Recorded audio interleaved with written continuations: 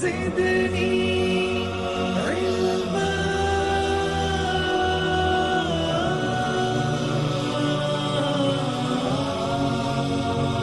رب زدني علما.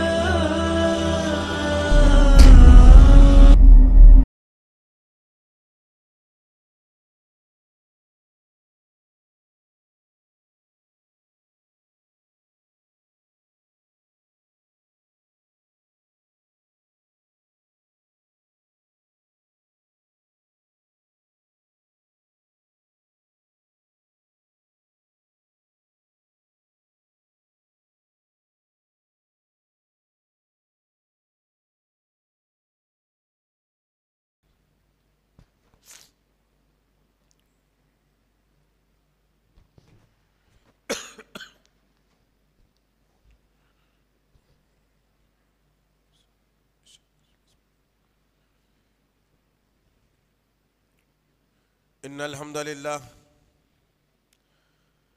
لله الذي نستعينه ونستغفره ونؤمن به ونتوكل عليه ونعوذ بالله من شرور أنفسنا ومن سيئات أعمالنا من يهدي الله فلا مضل له ومن يضلل فلا هادي له وأشهد أن لا إله إلا الله وأشهد أن محمدًا عبده ورسوله أما بعد فإن خير الحديث كتاب الله وخير الحديث هدي محمد صلى الله عليه وسلم وشر الأمور محدثاتها وكل محدثة بدعة وكل بدعة ضلالة وكل ضلالة في النار. قال الله تعالى في القرآن المجيد والفرقان الحميد أعوذ بالله السميع العليم من الشيطان الرجيم بسم الله الرحمن الرحيم إن الذين قالوا ربنا الله ثم استقاموا فلا خوف عليهم ولا هم يحزنون. ربي اشرح لي صدري ويسر لي أمري واحلل عقدة من لساني يفقهوا قولي ربي زدني علما آمين رب العالمین. تمام تعریفیں بزرگی بڑائی کبریائی اس رب غالب مولا کے لیے جو تمام جہانوں کا پالنہار مدبر مشکل کشا حاجت روا، جس کی ذات میں کوئی شکوہ نہیں، جس کی دانش میں کوئی شکایت نہیں، برخطا سے لا ریب ہے. درود و سلام محبت وحی کتاب حکمت کے مالک صاحب تاج المعراج و براق صلی اللہ علیہ وسلم پر. سلام اس پر کہ جس کی سنگ پیروں نے گواہی دی، سلام اس پر کہ جس کے چاند تاروں نے گواہی دی، درود اس پر کہ جس کی زندگی رحمت ہی رحمت ہے، درود اس پر کہ جس کا تذکرہ عینی عبادت ہے. اللہم صلی علی محمد وعلی آل محمد وبارک وسلم. برادران اسلام اور پس پردہ سننے والی اسلام کی معزز و معتبر خواتین، یہ اللہ کا بے پناہ فضل کرم احسان ہے کہ اللہ تعالیٰ امت محمدیہ میں پیدا فرمایا. اللہ کا احسان یہ ہے کہ اللہ تعالیٰ آج کے اس پرفتن دور میں حق کو حق اور باطل کو باطل کہنے کی توفیق دی. اللہ کا احسان عظیم یہ ہے کہ جب جب باطل نے سر اٹھایا قرآن اور حدیث کی تعلیمات سے باطل کا سر کچلنے کی توفیق سے نوازا. عزیزان محترم، آپ تمام اس بات سے بخوبی واقف ہیں کہ ہمارا مقصد جمعے کے بالخصوص یہ ہوتا ہے کہ وہ جمعے سے اس جمعے تک جو حالات اور واقعات ہندوستان کی سرزمین ہو یا دنیا کے ممالک کی سرزمین ہو، جو حالات رونما ہوتے ہیں، اسی کے حالات کو مد نظر رکھتے ہوئے جمعے کے خطبے کا عنوان منتخب کیا جاتا ہے. چنانچہ ابھی جو حالات ہندوستان کی سرزمین پر پیدا کیے گئے، جن حالات سے امت محمدیہ کو دوچار کیا جا رہا ہے، جو حادثات اسلامی نقطہ نظر کو لے کر چل رہے ہیں ہندوستان کی سرزمین پر، ہم انہی حالات کو مد نظر رکھتے ہوئے آج کے اس جمعے کے خطبے کا عنوان منتخب کیا ہے، جو بڑا آسان ہے کہ اسلام کی خاطر. انشاءاللہ العزیز آج کی اس نشست میں میں اور آپ، عورت اور مرد، یہ تمام کے تمام لوگ ان باتوں کو، حیات کو لے کر کے جائیں، اس لیے کہ دنیا کتنے دن کی ہو سکتی ہے کہ انسان کی، کوئی انسان یہ نہیں کہہ سکتا کہ میں 100 سال اور جی کر کے پورے دنیا کے کاموں کو مکمل کر کے مر جاؤں گا، نہیں کہہ سکتا کوئی یہ نہیں کہہ سکتا کہ ابھی کچھ ذمہ داریاں میری باقی ہیں گھریلو، وہ ذمہ داریوں کو مکمل کر کے دنیا سے مر جاؤں گا، کوئی یہ نہیں کہہ سکتا، کوئی یہ نہیں کہہ سکتا کہ دعوت و تبلیغ کا کام ابھی باقی ہے، میں تمام دنیا تک دعوت و تبلیغ کے کام کو پہنچا دوں گا پھر میں مر جاؤں گا، کوئی یہ نہیں کہہ سکتا۔ موت انسان کے اوپر ایک سائے کی طرح منڈلاتی ہے، جب اس کا وقت جہاں ہو جاتا ہے وہ یہ نہیں دیکھتی کہ وہ آدمی گھر میں موجود ہے، وہ یہ نہیں دیکھتی کہ وہ آدمی کسی آفس میں موجود ہے، وہ یہ نہیں دیکھتی موت کہ کوئی آدمی تجارت کر رہا ہے، وہ یہ نہیں دیکھتی موت کہ اب آدمی کسی غم یا خوشی کی محفل میں ہے۔ موت آ جاتی ہے اور موت انسان کا ہمیشہ کے لیے خاتمہ کر دیتی ہے۔ اسی موت کو یاد کرتے ہوئے انسان کو چاہیے کہ میں اسلام کے خاطر کیا کر رہا ہوں، میری ذمہ داری اسلام کے خاطر کیا تھی، کیوں اللہ رب العزت نے مجھے امت محمدیہ میں پیدا فرمایا، کیا ذمہ داریوں میرے کاندھوں پر دے کر اللہ نے دنیا میں بھیجا۔ آج میرے اور آپ کے ذہن، سوچ اور فکر سے یہ باتیں ختم ہوتی نظر آ رہی ہیں۔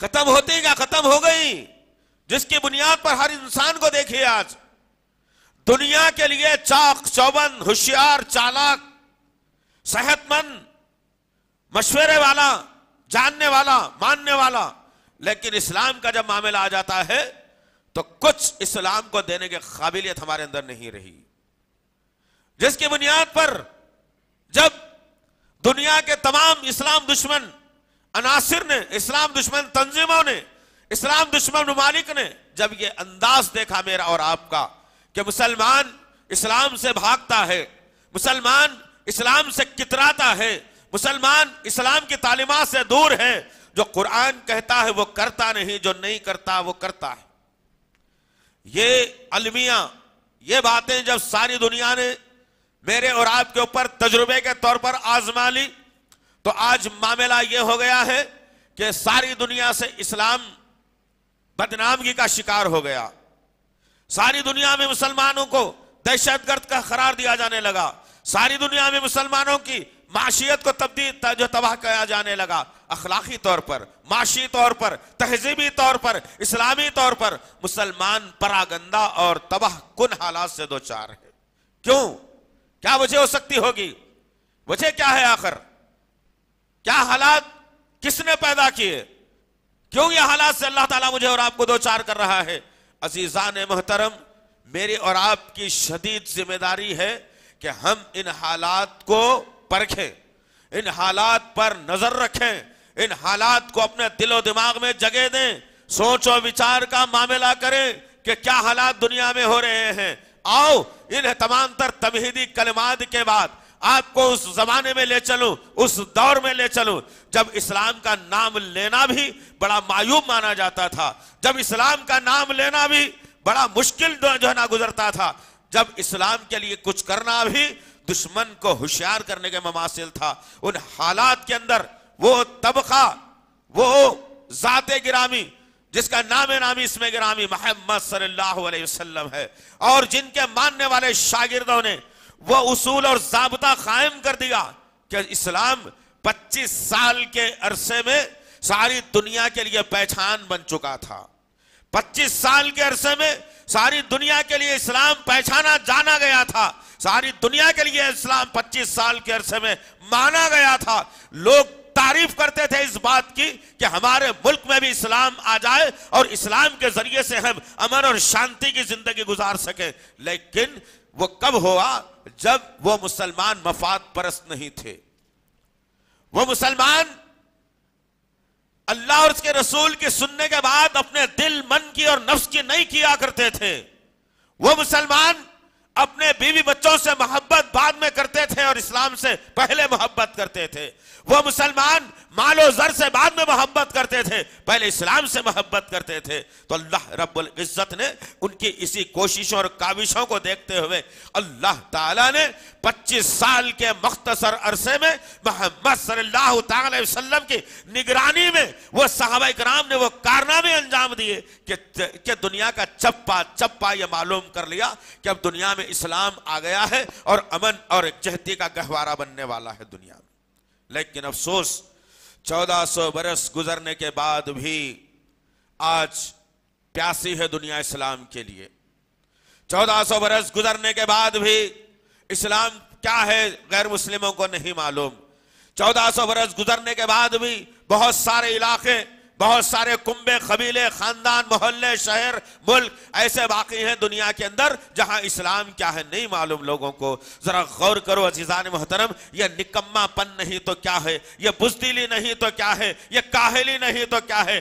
نام اسلام کا لو اور کام وہ کرو جو اپنی مرضی کا ہو. اور انسان کی سوچ و فکر یہ ہو گئی کہ انسان یہ سمجھتا ہے کہ ارے 2-4 گھنٹے اگر اسلام کے لیے نکال دوں گا تو میرے بیوی بچے بھوکے مر جائیں گے. اسلام کے لیے 2-4 گھنٹے نکال دوں گا تو میرا خسارہ ہو جائے گا. اسلام کے لیے 2-4 گھنٹے نکال دوں گا تو عیش پرستی ختم ہو جائے گی. اسلام کے لیے 2-4 گھنٹے نکال دوں گا تو میرے مال و زر میں کمی آ جائے گی اور لوگ مجھے غریب اور مسکینوں میں شامل کر دیں گے. انسان کی سوچ و فکر یہ ہو گئی. آؤ ان کی زندگیوں سے جائزہ لیں انشاءاللہ تعالیٰ آج کی نشست میں دوست.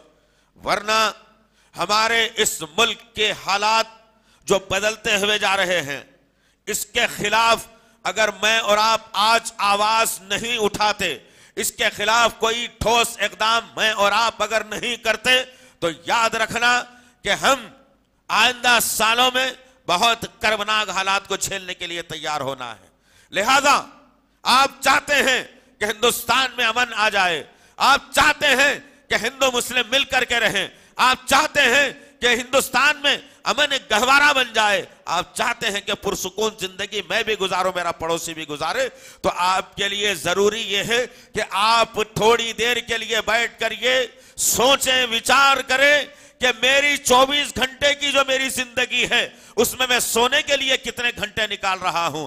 8 گھنٹے آپ سونے کے لیے نکالتے ہیں، 16 گھنٹے آپ کے پاس بچے ہوئے ہیں. یہ 16 گھنٹے کا محاسبہ کر کے دیکھو اپنی زندگی کا، ان 16 گھنٹوں کو ڈیوائیڈ کر کے دیکھو اپنی زندگی میں کہ آپ نے ان 16 گھنٹوں میں اپنی زندگی میں گزارنے کے لیے، کمانے کے لیے، مال جمع کرنے کے لیے، سود پر لے کے ادا کرنے کے لیے، شادی بیاہ کے لیے جمع کرنے کے لیے، کتنا کھانے کے لیے، کتنا نکالنے کے لیے، آپ نے 16 گھنٹوں میں جو کام کیا ہے اس میں اسلام کے لیے آپ نے کتنا وقت دیا، ذرا محاسبہ کرنا اس کا.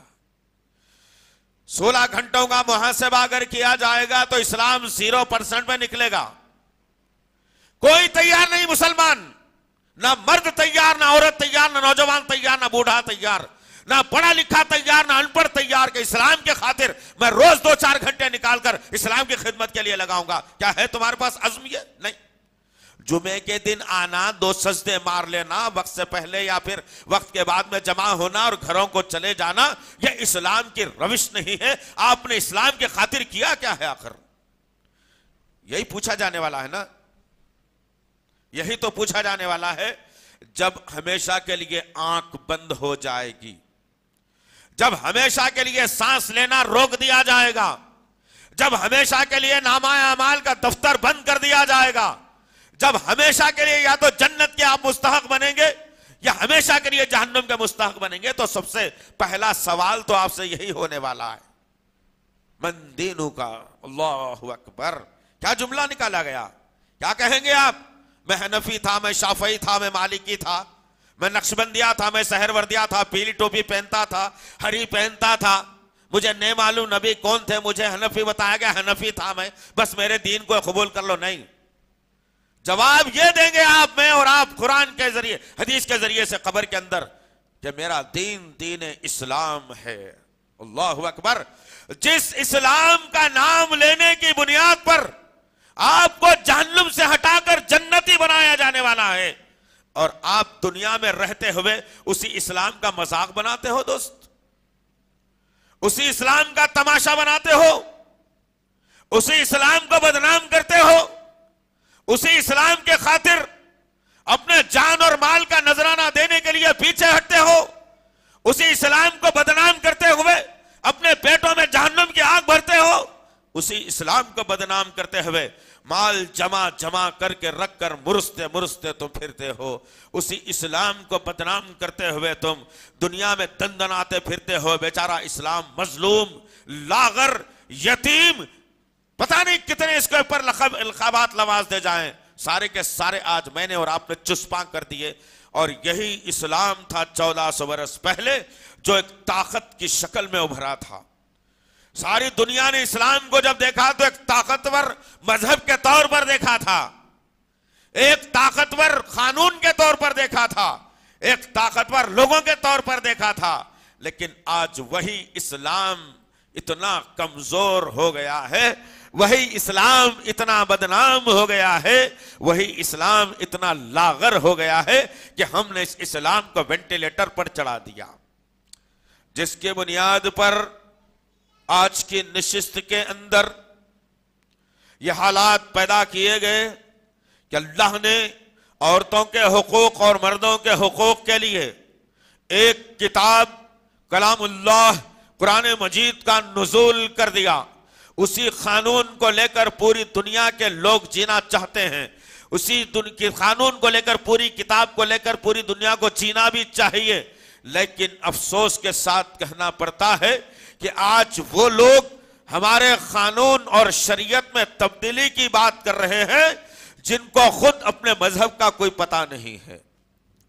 وہ لوگ آج میرے اسلام پر انگلی اٹھا رہے ہیں جس کو اسلام کے تم تک نہیں معلوم، وہ لوگ آج اسلام کے خلاف میں آواز بلند کر رہے ہیں جن کو اسلام کی سچی تعلیمات پتہ ہی نہیں ہے۔ اور میں بیچارہ اتنا مظلوم ہوں کہ میں اس اسلام کو، سچائی کو، اس اسلام کی اچھی باتوں کو، اس اسلام کو دنیا تک رکھنے کے لیے میں نے آج کی نشست میں، آج کی تاریخ میں، ایسے ماحول میں نے ذمہ داری قبول نہیں کی، اور میں بازاروں میں نکل کر، محلوں میں نکل کر جو لوگ بھٹکے ہوئے ہیں ان کو صحیح اسلام کی تعلیم دینے سے بھی میں قاصر رہا۔ آؤ، اسلام نے جب قانون بنایا تو مدینے کی سرزمین پر لوگوں کی مرضی کو چلنے نہیں دیا گیا، بلکہ اسلام کے قانون کے مطابق لوگوں کو لایا گیا، اس لیے کہ جس وقت اسلام مدینے کی سرزمین پر نہیں تھا، اسلام مدینے کی سرزمین پر نہیں تھا تو سود خوری عام تھی، جس کو ربا کہا جاتا ہے، پیسے کو پیسوں پر بڑھا کر دینا، ایک جرم جو مدینے کی سرزمین پر پل رہا تھا، اور لوگ اس کے تلے دبتے چلے جا رہے تھے۔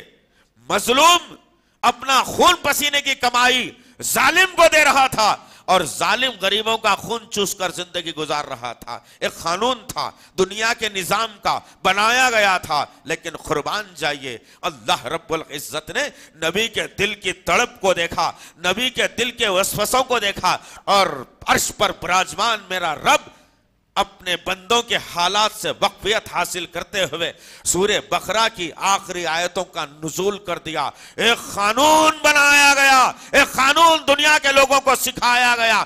دو لوگوں کے نظریات پر قانون اسلام نے نہیں بنایا، اسلام کا اپنا قانون ہے، لوگوں کو چاہیے کہ اس قانون کے تحت چلے، جو چلا وہ کامیاب ہو گیا، جو نہیں چلا وہ نقصان میں اٹھانے والوں میں ہو گیا۔ تو غور کیجئے عزیزان محترم کہ 1400 برس پہلے سورہ بقرہ کی آخری 2 آیتوں کا نزول کر کے اللہ رب العزت نے تمام انسانیت سے کہا کہ اے لوگو سدھر جاؤ، سمجھ جاؤ، ہم آسمان سے قانون نافذ کر رہے ہیں، جو مانتا ہے کامیاب ہو جائے گا، جو نہیں مانے گا ناکام ہو جائے گا۔ ہم ایسی اس کی زندگی کر دیں گے کہ زندگی لاچار بن جائے گی، سدھرنا چاہے گا نہیں سدھر پائے گا، مانگنا چاہے گا نہیں دیا جائے گا، جہنم مقدر بنا دیں گے۔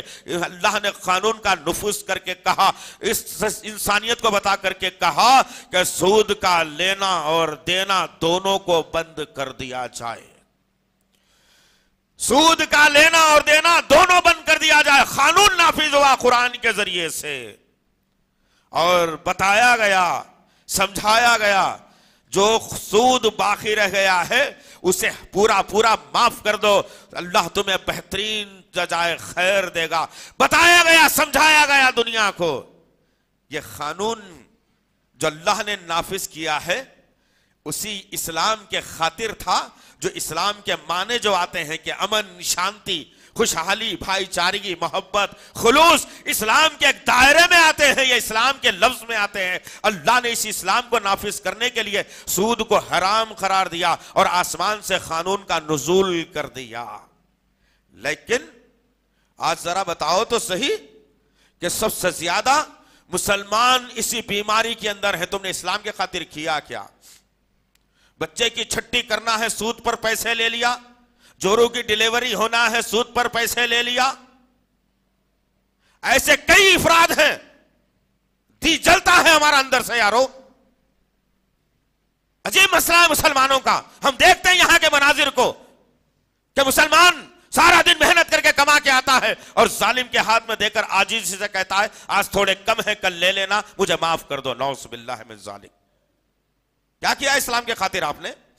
اسلام کے خاطر کچھ کیا تو نہیں، اسلام کو بدنام ضرور کر دیا۔ کوئی غیر مسلم سمجھتا ہے کہ ان کے قرآن میں تو لکھا ہوا ہی نہیں ہے، ہمارے مذہب میں تو جائز ہے حرام کھانا، حرام لینا دینا۔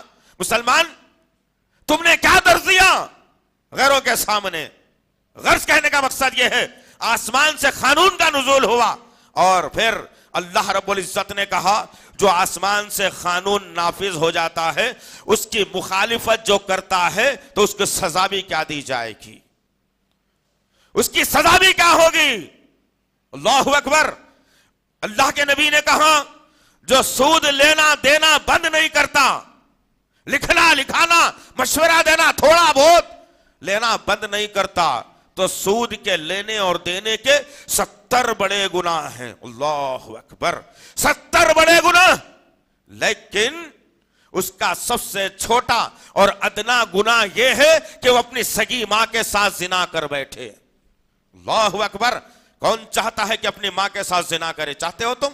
نہیں۔ وہ نوجوان سدھر جائیں، وہ بڑے لوگ سدھر جائیں، وہ بزرگ سدھر جائیں جو تعویل اس بات کے نکالتے ہیں مجبوری کی حالت میں لے لیا، تھوڑا زہر کھا کے مر جاؤ لیکن سود مت لو، یاد رکھو۔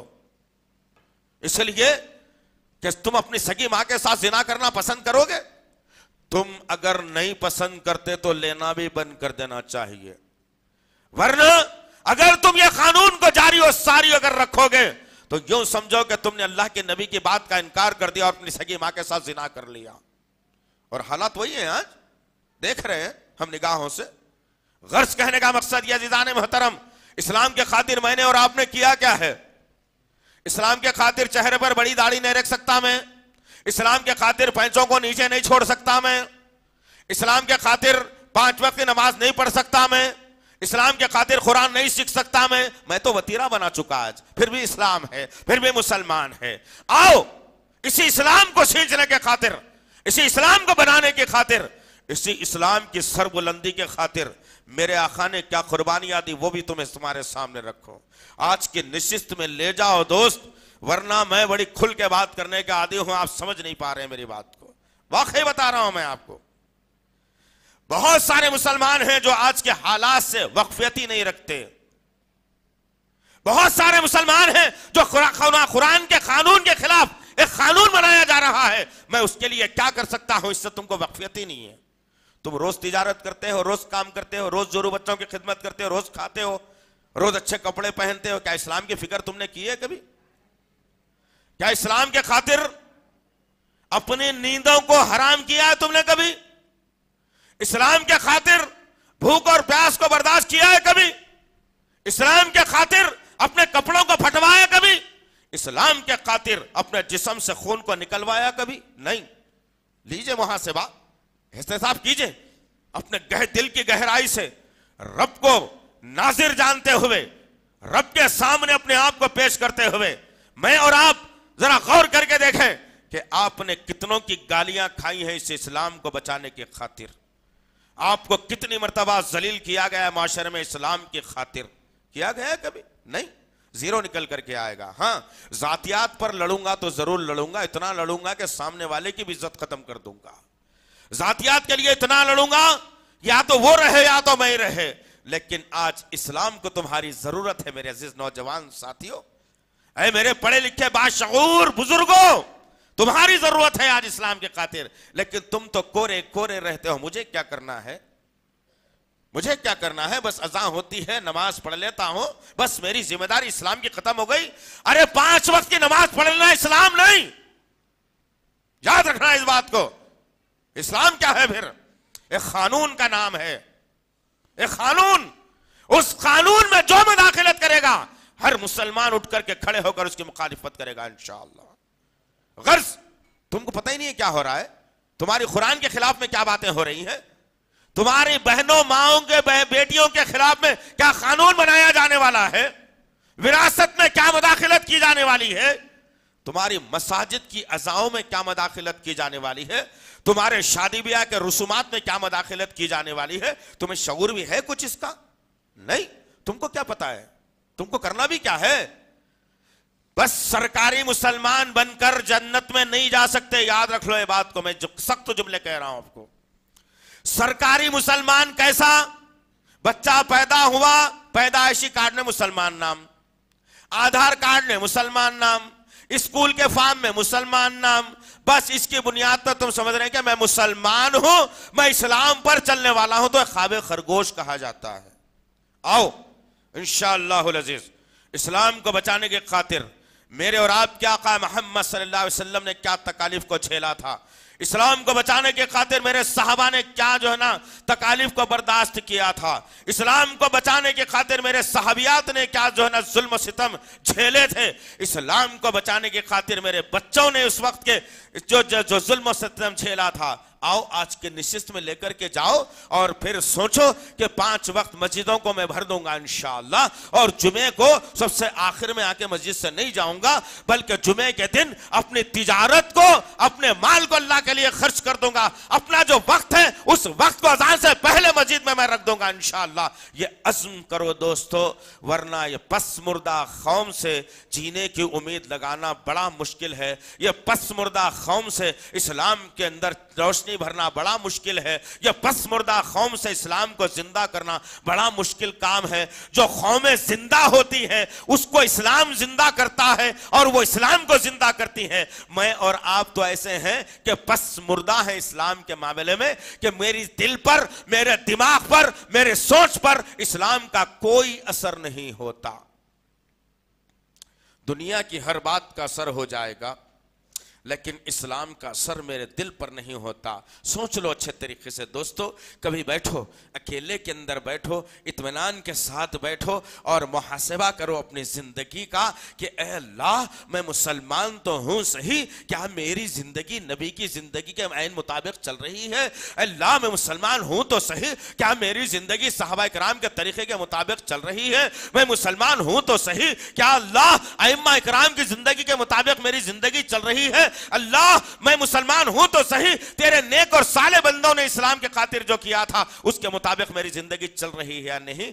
ایک دن کا محاسبہ میں اور آپ اپنی زندگی کا اگر کریں گے تو یاد رکھنا جہنم کے اٹھتے ہوئے شعلے مجھے اور آپ کو نظر آئیں گے، جنت کی خوشبو بھی نہیں نظر آئے گی مجھے اور آپ کو، اس لیے کہ وہ حالات میں نے اور آپ نے آج پیدا کر کے رکھ دیے۔ آؤ میں اس وقت کی بات کروں کہ عیسیٰ علیہ السلام کو دنیا سے گزرے ہوئے 570 سال یا 72 سال کا عرصہ گزر چکا تھا۔ یہ 570 اور 72 سال کے عرصے میں اللہ رب العزت کی ایک کتاب تو ضرور موجود تھی انجیل کی شکل میں، لیکن وہ انجیل کے قانون میں تحریف کر دی گئی تھی، بدل دیا گیا تھا، قانون تبدیل کر دیا گیا تھا، اپنی مرضی کی باتوں کو انجیل کے اندر لکھ دیا گیا تھا اور تبدیل کرتے ہوئے لوگوں کو بتایا گیا تھا کہ یہ اللہ کی طرف سے ہے۔ غرض کہنے کا مقصد یہ ہے، اور کوئی نبی اور رسول قوم کے درمیان میں نہیں تھا۔ یہ 570 اور 72 سال کا عرصہ انسانیت پر بڑا خطرناک گزرا، بڑا کربناک گزرا، اس لیے کہ کوئی جب لیڈر نہیں ہوتا،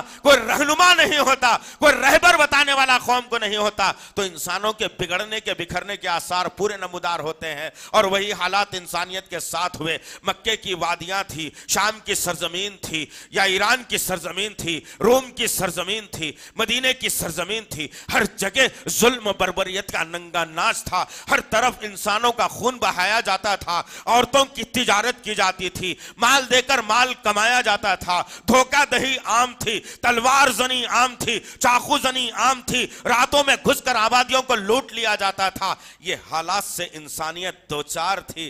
570 یا 72 سال کے بعد اللہ رب العزت نے اس کائنات کو، اس کرہ ارض کو، ہم انسانوں کو ایک ایسی شخصیت دی جس شخصیت کا انتظار ہر نبی اپنے دور میں کرتا رہا، ہر امت اپنے دور میں کرتی رہی، ہر نبی اپنے دور میں کہتا رہا اے اللہ مجھے نبوت نہیں چاہیے، وہ احمد جو آنے والا نبی ہے اس کی امت نے مجھے پیدا کر دینا، میں نبی بننا نہیں چاہتا اللہ، اس کی امت نے پیدا کر دے تاکہ میری بھی شفاعت ہو جائے۔ اللہ اکبر، نبیوں کی خواہش تو یہ تھی نبی کا امتی بننے کی، لیکن آج مجھے امتی بنایا گیا لیکن میں کام سارے کے سارے ان کی مخالفت میں کر بیٹھتا ہوں۔ غرض کہنے کا مقصد یہ ہے عزیزان محترم، 570 یا 72 سال کے بعد مکے کی سرزمین پر ایک ایسی شخصیت نے جنم لیا جس کا نورانی چہرہ، جس کا انداز بیان اور جس کے چلنے کا انداز اور جس کے مسکراہٹ کے کیا کہنے، جس کے دیکھنے کے کیا کہنے، دادا نے نام محمد رکھا۔ اب یہ محمد کی روشنی صلی اللہ علیہ وسلم پوری کائنات میں پھیلنا تھا، پوری دنیا میں منور ہونا تھا، ہر شخص کو جنتی بنانا تھا، ہر شخص کو جہنم سے بچانا تھا۔ محمد صلی اللہ علیہ وسلم کی عمر مبارکہ 40 برس کی ہوتی ہے۔ نازوں میں پلی ہوئی ذات جس کو لقب یہ دیا گیا تھا مکے کے شریروں کی جانب سے، ظالموں کی جانب سے، غنڈہ گردی کرنے والوں کی جانب سے میرے آقا کو لقب اگر دیا گیا تھا تو صادق اور امین کا لقب دیا گیا تھا کہ یہ محمد بہترین شخص ہے، اچھا شخص ہے، اخلاق والا ہے، امانت دار ہے، امین ہے، کوئی بات اس کو بولی جاتی تو دوسروں تک پہنچنے نہیں دیتا، کوئی امانتیں رکھی جاتی تو دوسروں تک اس میں خلل نہیں ڈالتا۔ یہ لقب میرے آقا کو نبوت سے پہلے دیا گیا تھا۔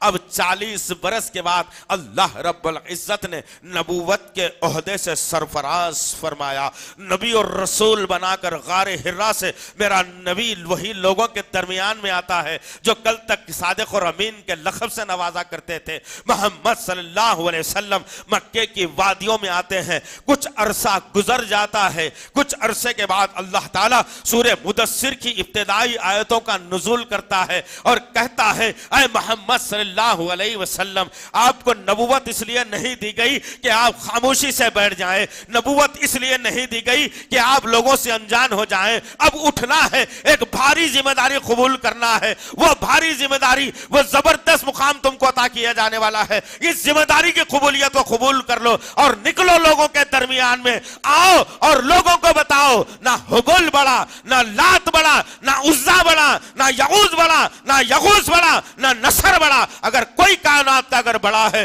تو رب کائنات الحمدللہ رب العالمین مالک ارض و سما بڑا ہے، وہی کارساز ہے، وہی قدرت مال رکھنے والا ہے، سب ترین مخلوق تباہ ہونے والی ہے، اس کی ذات بچ جانے والی ہے۔ قولوا لا الہ الا اللہ تفلحون۔ جب یہ قانون بتایا گیا اللہ کے نبی کو، اسی اسلام کے خاطر نازوں میں پلی ہوئی ایک ذات لوگوں کے درمیان میں آ جاتی ہے اور آ کر لوگوں سے کہتی ہے جمع ہو جاؤ، ایک بہترین بات بتانے والا ہوں۔ لوگ جمع ہو جاتے ہیں، اللہ کے نبی ٹیلے پر چڑھے ہوئے ہیں، پیچھے لگا علاقہ لوگوں کو نظر نہیں آتا۔ اللہ کے نبی پوچھتے ہیں اے لوگوں تم میری بات پر کتنا یقین کرتے ہو؟ ہر قبیلے اور خاندان کے آدمی نے کہا اے محمد تو نے کبھی جھوٹ نہیں کہا، تو نے کبھی دھوکہ نہیں دیا، تیری ہر بات پر ہمارا یقین ہے، اب بھی جو تو بات بتائے گا اس پر بھی ہم 100% یقین کریں گے۔ تو اللہ کے نبی نے کہا اس پہاڑ کے پیچھے ایک بہت بڑا لشکر ہے جو تم پر حملہ کرنے والا ہے، کیا میری بات کو تم مان لو گے؟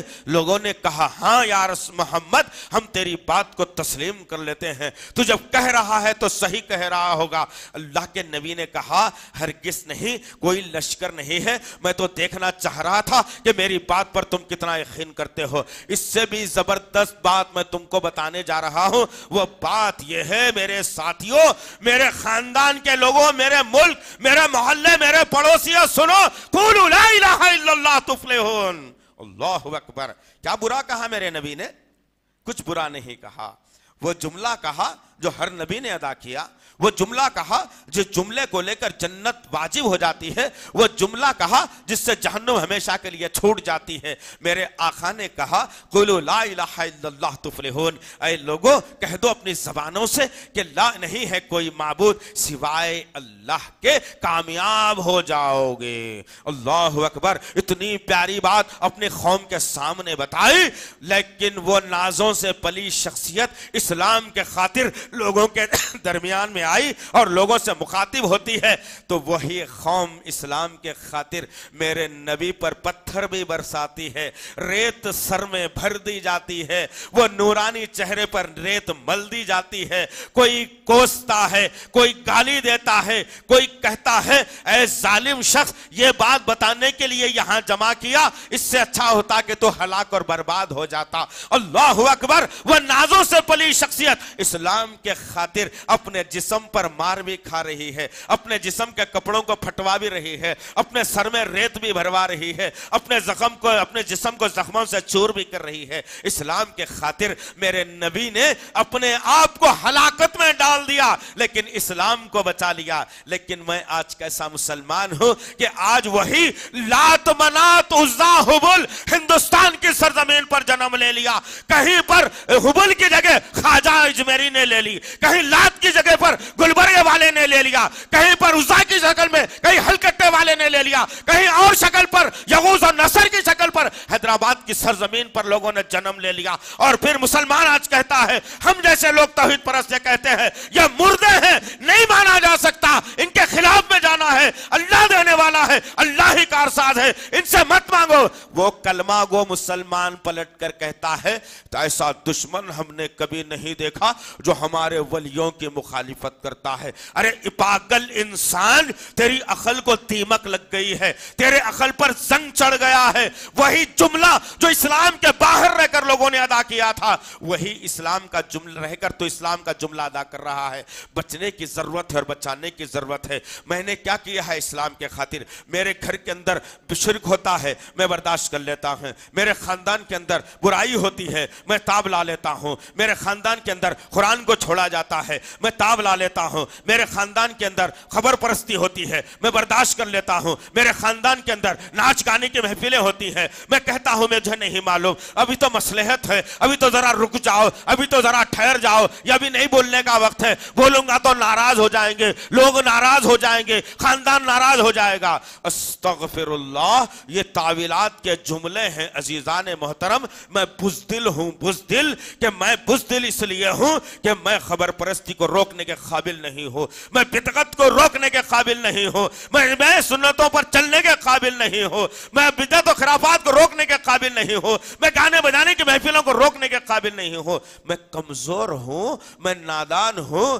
میں نااہل ہوں، میں مفاد پرست ہوں، میں سیلفش ہوں، جس کی بنیاد پر اسلام کے اندر یہ بدعتیں پیدا ہوتی چلی گئی. غور کرو عزیزان محترم، اگر اسلام کے خاطر آپ کو کچھ کرنا ہے تو آپ پورے خاندان سے دشمنی مول لیں گے لیکن اسلام پر آنچ آنے نہیں دیں گے. آپ سارے معاشرے سے دشمنی مول لیں گے، اسلام پر آنچ آنے نہیں دیں گے. آپ تمام دوستوں سے دشمنی مول لیں گے، اسلام پر آنچ آنے نہیں دیں گے. اسلام بدنام ہوتا ہے میری آنکھوں کے سامنے. میں کہتا ہوں مجھے کیا معلوم بھائی، میں تو نہیں بتا سکتا، اگر میں بتا دوں گا تو ناراض ہو جائے گا میرا دوست، میرا ماموں ناراض ہو جائے گا، میرا سالہ ناراض ہو جائے گا، میرا خاندان ناراض ہو جائے گا. میرے ذہن میں تو سوالات یہ پیدا ہو گئے. عزیزان محترم آؤ تھوڑی اور بات کو میں آگے بڑھاتا ہوں کہ اسلام کے خاطر میرے نبی نے کیا کیا تھا. 8 ہجری کا معاملہ ہے. 8 ہجری میں اللہ کے نبی صلی اللہ علیہ وسلم کے ساتھ 2 حادثات بڑے خطرناک ہوتے ہیں مکے کی سرزمین پر. ایک تو ہوتا یہ ہے کہ سن 8 نبوت کے اندر اللہ کے نبی صلی اللہ علیہ وسلم کی وہ پیاری سی بیوی جو اسلام کو بنانے کی خاطر اپنے آپ کو مسمار کر دیا تھا، اپنے دولت کے خزانوں کو اسلام کے لیے کھول دیا تھا، حضرت خدیجہ الکبریٰ رضی اللہ تعالی عنہا جو نبی کی پہلی بیوی تھی، ان کا انتقال ہو جاتا ہے ہے سن 8 نبوت کے اندر اللہ کے نبی صلی اللہ علیہ وسلم پہ دل پر بڑی ہی کوفت اور غم آندہ ہو جاتے ہیں. اللہ کے نبی صلی اللہ علیہ وسلم غم گساری میں آ جاتے ہیں, پریشان ہوتے ہیں کہ اللہ کو کیا منظور تھا. ایک بہترین طاقتور ساتھی, ابھی اسلام پھیلا نہیں, ابھی اسلام آگے بڑھا نہیں, میں کام کر رہا تھا, میری بیوی سہارا بن رہی تھی, آج اللہ نے اس سہارے کو لے لیا. نبی پریشان ہے. انہی حالات کے اندر وہ شفیق چچا جو اسلام تو قبول نہیں کیا لیکن اللہ کے نبی کے لیے ڈھال اور سہارا تھا, حضرت علی کے والد ابو طالب کا انتقال ہو جاتا ہے. یہ دو حادثے نبی کے ساتھ ہوتے ہیں. نبی پریشان حال ہے. نبی سوچ رہے ہیں کہ دو طاقتیں نبی کے کاندھوں سے اتار لی گئی, اب کیا کیا جائے, کیا حالات ہونے والے ہیں. انہی حالات کے اندر میرے اور آپ کے آقا محمد صلی اللہ علیہ وسلم کہتے ہیں کہ طائف کی سرزمین پر لوگ بڑے اچھے ہیں, مہمانداری بھی کرتے ہیں, مہمان کی خاطر بھی کرتے ہیں, عزت بھی دیتے ہیں. میں یہاں سے نکلوں گا, وہاں طائف کی سرزمین پر جاؤں گا اور وہاں کے لوگوں کو اسلام کے لیے بتاؤں گا تاکہ وہاں کے کچھ لوگ اگر اسلام کی آغوش میں آتے ہیں تو ہمارے لیے فائدہ ہو جائے گا. اللہ کے نبی صلی اللہ علیہ وسلم صحابہ کے مشورے سے نکلتے ہیں اور زید رضی اللہ تعالیٰ عنہ ساتھ ہیں. جب طائف کی وادی میں پہنچتے ہیں, اسی اسلام کے خاطر ذرا غور کرو میرے عزیز نوجوان ساتھیوں, آج تم نے اپنے جسم کو طاقتور تو بنا لیا لیکن خود کو بچانے کے لیے بنایا, اپنی ماں بہن کی عزتوں کو بچانے کے لیے بنایا, اپنی جائیدادوں کو بچانے کے لیے تم نے اپنی جوانیوں کو تیار کیا, اپنے جسم میں طاقت کو بنایا. لیکن میرا نبی کس کو بچانے جا رہا ہے؟ مکے کی وادی میں ابھی فاطمہ بڑی چھوٹی سی بچی ہے, زینب بڑی چھوٹی ہے, ابھی تو تمام بیٹیاں بڑی چھوٹی ہے. مکے کی وادی میں کسی پڑوسی کے حوالے میرا نبی اپنی اولاد کو کر رہا ہے اور اسلام کو بچانے کے خاطر مکہ طائف کی سرزمین کا سفر کر رہا ہے میرا نبی. کیا ہو گیا تم لوگوں کو یار؟ اسی نبی کے ماننے والے ہو یار تم, اسی نبی کے ذریعے سے شفاعت ہونے والی ہے میرے اور آپ کی, اور آج اسی نبی کے قانون پر آنچ ہے. لیکن میں اور آپ ہیں کہ دیکھ نہیں سکتے, سن نہیں سکتے. گاندھی کے 3 بندر بنا دیا گیا مجھے اور آپ کو. بس برائی دیکھو تو آنکھ پر پٹی رکھ لو, کچھ بولنے کی باری آئے تو منہ بند کر لو, کچھ برائی ہو رہی تو آنکھوں کو بند کر لو, بات ختم.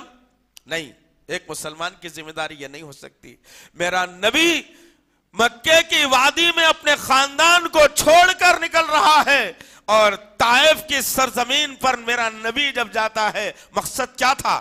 اچھی تجارت کون سی وہاں چل رہی ہے, کون سا آئٹم وہاں زیادہ بکتا ہے, یا میرے ملک میں کون سا آئٹم زیادہ بکتا ہے, وہاں سے یہاں لا کے تجارت کر لوں گا یا یہاں سے وہاں لے جا کر میں تجارت کر لوں گا. میرے نبی کا مقصد یہ نہیں تھا دوست, میرے نبی کا مقصد یہ نہیں تھا دوست. میرے نبی کا مقصد تھا اسلام کو بچانا. میرا نبی طائف کی سرزمین پر جاتا ہے اور وہاں کے 3 سرداروں سے ملاقات کرتا ہے. حبیب یا عبداللیل اور مسعود, یہ بڑے صحابہ 3 سردار بڑے تھے طائف کی سرزمین کے, ان سے ملاقات کرتا ہے اور کہتا ہے کہ دیکھو بھائی, ایک اچھا پیغام لایا ہوں, پیغام کو کم سے کم سن لیا جائے تو آپ کے دل ٹھنڈے ہوں گے اور آپ یقین میں تبدیل کر لیں گے ان باتوں کو. لوگوں نے کہا تم وہی شخصیت ہو جو مکے کی وادی میں دھوم مچا رہی ہو, تم وہی شخصیت ہو جو بھائی سے بھائی کو لڑا رہی ہو, جو خاندان میں پھوٹ ڈلا رہی ہو, ہمارے اولیاء کی توہین کر رہی ہو, ہمارے معبودان باطل کو توڑنے کی بات کرتے ہو, ایک اللہ کی بات کو ماننے کی بات کرتے ہو. تم یہاں پر بھی آ گئے ہو وہی فساد لے کر, نعوذ باللہ. اور آج بھی کلمہ گو مسلمان یہی کہتا ہے کہ ایک اللہ کو مان لو تو کہتا ہے فساد بپا ہو جائے گا. وہ ظالم ناپکار مشرک جہنمی لوگ طائف کی سرزمین کے, انہوں نے بھی یہی کہا اور کہا کہ وہ فساد لے کر تم طائف کی سرزمین پر آئے ہو. اللہ اکبر, تمہاری ایک نہیں سننی ہے ہم کو, تمہاری کوئی بات برداشت نہیں کریں گے ہم. اللہ اکبر. میرا نبی نہتا کس کی خاطر؟ اسلام کی خاطر. میرا نبی وہ طائف کے سرزمین پر ہے, ہزاروں کا مجموعہ ایک طرف, میرا نبی نہتا ایک طرف. میرا نبی لوگوں سے گزارش کر رہا ہے میں جو کلام لایا ہوں کم سے کم سن لیا جائے, کم سے کم اپنے کانوں میں اس کو جگہ دو, اس کے بعد جو چاہے میرے ساتھ معاملہ کر لینا. لیکن ظالم سننے کو تیار نہیں ہے اور ہاتھ نے پتھروں کو لیا ہوا ظالم ٹولہ میرے نبی پر پتھروں کی بارش کر دیتا ہے. کس کی خاطر؟ میرے نبی کا چہرہ اگر زخمی ہو رہا ہے کس کی خاطر؟ میرے نبی کا جسم زخمی ہو رہا ہے کس کی خاطر؟ میرے نبی کے سر سے خون کا فوارہ نکلتا ہے کس کی خاطر؟ میرے نبی کے پیٹ پر زخم ہوتے ہیں کس کی خاطر؟ سارے کے سارے جسم کو خون آلود کر دیا گیا، رسنے لگا، رالوں کی شکل میں خون بہنے لگا، خون کا نالا بہتے بہتے جو جوتے نبی پہنے ہوئے تھے اس میں جم جاتا ہے، اور پھر میرا نبی طائف کی بستی کے باہر نکل کر جب ایک پہاڑ پر بیٹھ جاتا ہے تو تھوڑی دیر کے بعد ہوا لگنے کی وجہ سے خون سوکھ جا کر سخت ہو جاتا ہے۔ میرا نبی اپنے پیروں سے جوتوں کو اتارنا چاہتا ہے لیکن خون اتنا سخت ہو جاتا ہے کہ جوتوں سے پیر باہر نکل نہیں پاتے۔ کس کی خاطر عزیزان محترم؟ یہی اسلام کو بچانے کی خاطر، مجھے اور آپ کو سچا اسلام دینے کی خاطر، وہ اسلام جو ہمیشہ کے لیے تم کو جنت میں داخلہ دلوا دے گا، وہ اسلام جو جہنم سے ہمیشہ کے لیے تم کو بچا لے گا۔ اسلام کی خاطر میرے نبی نے یہ کیا تھا، اور میں آج کیا کر رہا ہوں ذرا سوچ لینا دوست۔ آرام سے تکیے پہ رات میں سر کو رکھو، اکیلاپن محسوس کرو، گھر والوں سے اکیلے ہو جاؤ، سوچو تو صحیح کہ میں اسلام کی خاطر آج کیا کیا ہے۔ صبح فجر سے لے کر رات کے سونے کے تک کی ٹائمنگ میں اتنے گھنٹوں کے اندر میں نے اسلام کو دیا کیا ہے؟ آخر میں نے کیا دیا اسلام کو؟ اسلام نے سب کچھ مجھے دیا۔ 5 وقت کی نماز پڑھنے کا موقع اسلام نے مجھے دیا، صدقہ و خیرات کرنے کا موقع مجھے اسلام نے دیا۔ میں اسلام کو کیا دیا؟ کیا دیا میں نے اسلام کو؟ کچھ نہیں دوست۔ ہم عادی بن چکے ہیں کہ اسلام سے لیتے جاؤ لیتے جاؤ لیتے جاؤ، اسلام کو کچھ نہ دو۔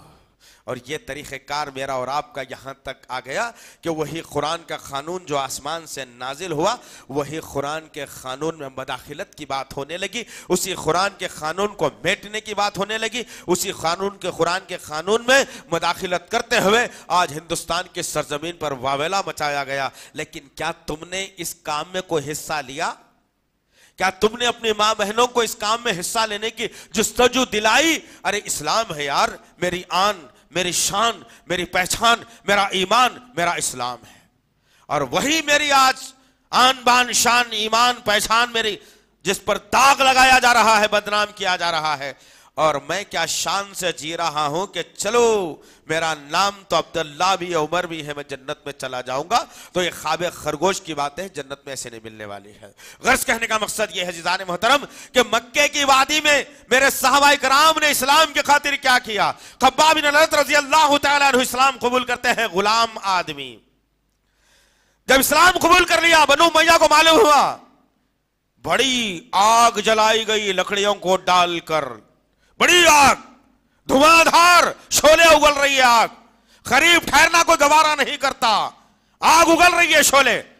میرے خباب بن الارت رضی اللہ تعالی عنہ کو ہاتھوں اور پیروں کو زنجیریں باندھ دی گئی، جسم سے کپڑوں کو کھینچ لیا گیا۔ ذرا اچھا تصور کرو، اس مقام پہ جا کر تصور کرو، انالائز کرو ذہن میں کہ کیا میرے سامنے یہ منظر ہو رہا ہے، اور انسانیت کے ساتھ کیا کھلواڑ ہو رہا ہے، اور وہ انسان تکلیف کس کے لیے برداشت کر رہا ہے؟ اسلام کے لیے برداشت کر رہا ہے۔ اسلام کے خاطر میرا ایک صحابی کیا کر رہا ہے، کیا کہتا ہے، ذرا غور کر لینا دوستو۔ آگ جلائی گئی، ہاتھوں اور پیروں کو زنجیریاں بندھی گئی، کپڑوں کو جسم سے کھینچ لیا گیا، اور زمین سے ریت پر میرے خباب کو گھسیٹا جا رہا ہے، آگ کے قریب لایا گیا۔ لوگ کہتے ہیں، سوال اٹھایا گیا، دیکھ خباب، یہ آگ تیرا مقدر بننے والی ہے، اب کچھ ہی دیر میں تو جھلس جائے گا، جل جائے گا، زندگی ختم ہو جائے گی تیری، بچنا اگر ہے تو باپ دادا کے دین پر واپس آ جا، بچنا اگر ہے تو ہمارے خاندانی دین پر واپس آ، ورنہ یہ آگ تیرا مقدر بنے گی اور سارے جسم کو تیرے جلائے بغیر نہیں چھوڑے گی۔ اللہ اکبر، موت سامنے کھڑی ہے، آگ کی لویں جسم کو گرم کر رہی ہے۔ ایسے ماحول میں اسلام کے خاطر میرے مایہ ناز صحابی نے جواب دے کر کے کہا، مجھے آگ پر جلنا گوارا ہے، میرے جسم کو فنا کرنا گوارا ہے، اپنے آپ کو ہلاک کرنا گوارا ہے، لیکن محمد صلی اللہ علیہ وسلم کا ساتھ چھوڑنا گوارا نہیں۔ اللہ اکبر، کہاں ہے میرے نوجوان؟ تم میں سے کتنے ایسے ہیں جو پیٹ پھیر کر بھاگ جائیں گے جب حالات خراب ہو؟ کئی ایسے نوجوان ہیں جن کو اسلام پتہ ہی نہیں ہے پورے طریقے سے، بس سینہ تان کر جی رہا ہے مسلمان کہ میں بھی مسلمان ہوں، نعوذ باللہ من ذالک۔ تم کو اختیار نہیں ہے دوست نبی کی سیرت کو بدنام کرو اسلام کا نام لے کر، تم کو اختیار نہیں ہے دوست اسلام کا نام لے کر صحابہ کی سیرت کو بدنام کرو، تم کو اختیار نہیں ہے، یاد رکھو۔ میرا خباب گھسیٹتے گھسیٹتے آگ کے قریب لا دیا گیا، اب آگ پر چڑھا دیا جانے والا ہے، بھاری بھرکم جسم کا مالک، لمبا چوڑا آدمی گھسیٹا جا رہا، آگ کے قریب آ گیا، گھسیٹتے گھسیٹتے اس اللہ کے بندے کو اس بھیانک آگ کے اوپر بستر بنا کر ڈال دیا گیا۔ آگ نیچے جل رہی ہے اور وہ جسم کو لے کر آگ پر ہے، خباب آگ پر ہے، نیچے سے دشمن ٹھٹے لگا رہا ہے، وہ جسم کا لیا ہوا مالک اس ایمان کے خاطر اسلام کے خاطر چیخ رہا ہے، اے رب مجھے صبر دینا، اللہ ایمان کی چاشنی سے پھیرنا مت، اے اللہ محبت کی سرزمین پر ہو، اللہ مجھے ایمان میں موت آ جائے میرے اللہ۔ میرا صحابی چیخ رہا ہے، میرا خباب کہتا ہے جب حالات معمول پر آ گئے، خباب کو بچا لیا گیا، آگ سے نکال لیا گیا، پیٹ جل چکی ہے، جسم کی چمڑی جل چکی ہے، پیٹ میں گڑھے پڑ چکے ہیں۔ میرا خباب کہتا ہے حالات جب سدھر گئے تو کہتا ہے کہ مجھے وہ منظر آج بھی یاد آتا ہے کہ جب میں اسلام کو قبول کیا تھا تو میں آگ پر سے گزارا جا رہا تھا، آگ پر مجھے ڈال کر روک دیا گیا تھا اور اللہ تعالیٰ میرے جسم کے نکلتے ہوئے پیٹ کی پشش سے اس آگ کو ٹھنڈا کر رہا تھا۔ اللہ اکبر۔ عزیزان محترم تم غور کرو، کس کے امتی ہو؟ کیا اسلام ہے تمہارے پاس؟ کیا ایمان ہے تمہارے پاس؟ کیا ہو گیا ہے دوستو؟ آخر اتنی بیزارگی اچھی نہیں ہے میرے بھائی، میری ماں بہنوں، اتنی بیزارگی اچھی نہیں ہے، اتنی بیزارگی اچھی نہیں ہے۔ چاہو کہ اسلام کے ذریعے سے تم کو جنت ملے پھر بھی بیزارگی کا اظہار کرتے ہو تم، چاہو کہ تمہیں اسلام کے ذریعے سے حور و ملائک ملے پھر بھی تم اسلام پر چلنا نہیں چاہتے۔ کیا ہم نے گزشتہ میں بھی سوال کیا تھا، کیا ہم نے نبی کو اپنی زندگی میں ایمان کی حالت میں اپنی آنکھوں سے نبی کو دیکھا ہے؟ نہیں، ہم سنتے ہیں واقعات، پڑھتے ہیں واقعات، سیرت پڑھتے ہیں، سنتے ہیں، ایک جذبہ پیدا ہوتا ہے کہ میرے نبی کی شکل و صورت ایسی ہے، میرے نبی کی آنکھیں ایسی ہے، میرے نبی کے کان ایسے ہیں، میرے نبی کا رنگ ایسا ہے، میرے نبی کی جسامت ایسی ہے، تو اب دعا بھی نکلتی ہے دل کی گہرائی سے۔ شاید وہ کمزور مسلمان ہوگا جس کے دل سے یہ دعا نہ نکلتی ہو کہ اللہ مجھے نبی کا پڑوسی بنا دے جنت میں۔ بہت کم مسلمان ہوگا جو دعا مانگتے ہوں گے کہ دل سے یہ دعا نکلتی ہے کہ اللہ اتنی ساری باتیں میں نے اپنے نبی کے بارے میں پڑھی، اتنے سارے چہرے کے بارے میں پڑھے، اتنی ساری سیرت کے بارے میں پڑھے، یا اللہ میں بھی نبی کا چاہنے والا ہوں، ہو سکتا ہے کچھ کمزوریاں میرے اندر ہو لیکن اے اللہ میں اس نبی کے چہرے کو جی بھر کے دیکھنا چاہتا ہوں جنت میں پڑوسی بن کر، جنت میں ان کا ساتھ دے کر، ان کے ساتھ رہ کر۔ اے اللہ میری دلی خواہش کو قبول فرما۔ کیا آپ نہیں چاہتے نبی کا پڑوسی بننا؟ کیا آپ نہیں چاہتے اپنی آنکھوں سے نبی کے چہرے مبارک کو دیکھنا؟ کیا آپ نہیں چاہتے اپنے نبی کے دستہ مبارک سے حوض کوثر کا پیالہ لینا؟ تو دوستو اگر یہ ساری چیزیں تم چاہتے ہو تو کھڑے ہونا پڑے گا، ایک مرد مجاہد کی طرح، ایک مرد آہن کی طرح، ایک مضبوط طاقتور مسلمان کی طرح تم کو معاشرے میں کھڑے رہنا ہوگا، اسلام کو بچانا ہوگا۔ اسلام کو بچانے کی خاطر اگر میرے جسم کا خطرہ خون استعمال اگر ہو سکتا ہے تو میں خطرہ خون اپنے جسم کا دے کر اسلام کو بچاؤں گا۔ میرے پاس مال ہے، یہ مال دے کر کے اسلام کو بچانا ہے تو میں اپنے مال کو اسلام پر خرچ کے بچا لوں گا۔ میرے پاس علم ہے، میں علم کو دے کر کے اسلام کو بچا لوں گا۔ میرے پاس صلاحیتیں ہیں، میں اسلام کو دے کر کے اسلام بچا لوں گا۔ یہ تمام تر صفات ہمارے اندر پیدا ہونے کی ضرورت ہے، ورنہ یاد رکھنا عزیزان محترم میں کوئی نجومی نہیں ہوں، میں کوئی پیشن گوئی کرنے والا نہیں ہوں۔ فرق صرف یہ ہے کہ آپ صرف آج پر نظر رکھتے ہو، میں اپنی پچھلی تاریخ پر بھی نظر رکھتا ہوں، اپنے پچھلے مسلمانوں کے تباہی کے جو حالات ہیں، چاہے تباہی کے خستن دنیا کے حالات ہو یا ایران کی سرزمین کے حالات ہو یا روم کی سرزمین کے حالات ہو یا ہسپانیہ کی سرزمین کے حالات ہو یا آج کے ہندوستان کے حالات ہو، میں تاریخ کو پڑھتا ہوں اپنے بزرگوں کی اور پچھلے مسلمانوں کے حالات کو دیکھتا ہوں کتنی طاقت اور ولولہ انگیز طریقے سے انہوں نے قسطنطنیہ حاصل کیا تھا، ایران حاصل کیا تھا، روم حاصل کیا تھا، فارس حاصل کیا تھا، عراق حاصل کیا تھا، فلسطین حاصل کیا تھا، روم حاصل کیا تھا، ہندوستان حاصل کیا تھا، طاقت اور جذبے کے تحت کیا تھا۔ لیکن چند سالوں کے بعد مجھ جیسے مسلمان پیدا ہونا شروع ہو گئے معاشرے کے اندر، تو میرے ہاتھ سے قسطنطنیہ بھی چلا گیا، اس کو بدل کر اسپین بنا دیا گیا، ایران میرے ہاتھ سے چلا گیا، روم میرے ہاتھ سے چلا گیا، عراق میرے ہاتھ سے چلا گیا، فلسطین میرے ہاتھ سے چلا گیا، ہندوستان میرے ہاتھ سے چلا گیا، لیبیا میرے ہاتھ سے چلا گیا، شام میرے ہاتھ سے جانے کو ہے، مصر میرے ہاتھ سے چلا گیا۔ ایسے کئی ممالک ہیں جب میرے جیسے ناپکار مسلمان پیدا ہوئے تو اللہ تعالیٰ نے ظالموں کو حکمران بنا کر، مجھے مظلوم بنا کر مجھ پر ایسا ظلم کیا کہ مجھے یاد آنے لگا کہ کاش کے اچھے حالات میں میں اللہ کو یاد کر لیا ہوتا، اللہ کی بات مان لی ہوتی، نبی کے طریقے کو اختیار کیا ہوتا، قرآن پر عمل کر لیا ہوتا، 5 وقت مسجدوں کو بھر دیا ہوتا، جھوٹ کا سہارا نہ لیا ہوتا، حلال کھایا ہوتا، سود کو نہ لیا ہوتا، برائی کو نہ کیا ہوتا، خبر پرستی چھوڑ دی ہوتی۔ اس وقت یاد آئے گا جب حالات لیبیا جیسے بنا دیے جائیں گے، جب شام جیسے بنا دیے جائیں گے، اس وقت میں ہاتھ ملنے کے سوا دوسرا چارہ نہیں رہے گا۔ دوست، آج وقت ہے، اللہ نے وقت سے پہلے مجھے اور آپ کو سنبھلنے سدھرنے کا موقع دیا ہے، تو ان حالات کو غنیمت جانتے ہوئے ہمارے ملک کے جو حالات ابھی چل رہے ہیں کوئی معمولی حالات نہیں ہے۔ یاد رکھو، تم پتہ نہیں تم کو کیا ہو گیا، آخر تم وقت نکالتے نہیں۔ میرا شکوہ یہی ہے تم سے دوستو، ہمیشہ شکوہ آپ سے یہی کرتا ہوں کہ نہ تو جمعے کے دن تم جلدی آتے ہو، نہ دن میں 1-2 گھنٹے کا وقت نکال کر کبھی تم اسلام کے لیے دیتے ہو۔ چبوترا، تجارت، دیوان خانہ، دعوتیں، ناچنا، پکنک، کھانا، تم یہ لے کر سمجھتے ہو کہ سب کچھ صحیح چل رہا ہے، تو غلط فہمی ہے تمہاری ہے۔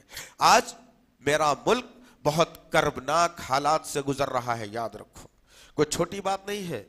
اور پھر یہ ذمہ داری صرف علماؤں کی نہیں ہے، یہ ذمہ داری صرف مسلم پرسنل لا بورڈ کی نہیں ہے یا کسی سیاسی ایک رہنما کی نہیں ہے۔ دوستو، ہر مسلمان یہاں بیٹھنے والا، سننے والا، یہاں بیٹھنے والی عورت، مرد، جوان، بوڑھا، پڑھا لکھا، ہر وہ شخص کے لیے، ان پڑھ کے لیے آج چتاونی دے رہے ہیں ہندوستان کے حالات کہ مسلمانوں جاگ جاؤ، چین سے سونا اگر ہے تو جاگ جاؤ، ورنہ حالات ایسے کربناک بنا دیے جائیں گے، سونے کے لیے ترسو گے لیکن تمہیں نیند نہیں آئے گی۔ اللہ سے دعا ہے کہ اللہ رب العزت جو کچھ بھی کہا گیا ہے، کہنے والے کو، سننے والوں کو صحیح طور پر عمل کرنے کی توفیق عنایت فرمائے۔